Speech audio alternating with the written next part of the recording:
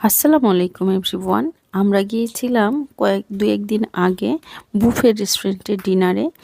এই রেস্টুরেন্টটা আমি এইবার ফার্স্ট টাইম গেলাম। এখানকার সবগুলো খাবার খুবই মজার ছিল।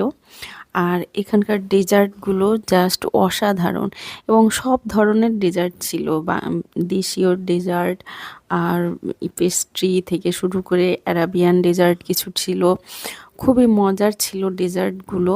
এছাড়া অন্যান্য আইটেমও সবগুলো আমার কাছে খুবই ভালো লেগেছে। আর এই রেস্টুরেন্টটাতে অনেক বেশি গাদাগাদি করা ভিড় ছিল না। রেস্টুরেন্টটার নাম আমি পরে জানাই দিচ্ছি।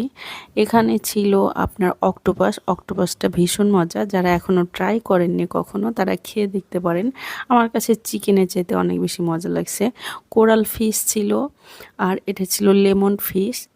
ছিল এখানে বিফ স্টেক, এটাও খুবই মজার ছিল।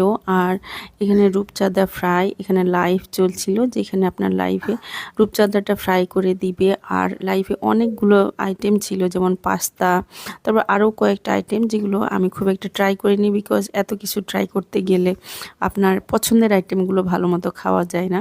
এজন্য আমি যেটা খুব একটা পছন্দ করি না সেগুলো আমি খাই না। এখানে 3 রকম স্যুপ ছিল, স্যুপগুলো অনেক টেস্টি ছিল।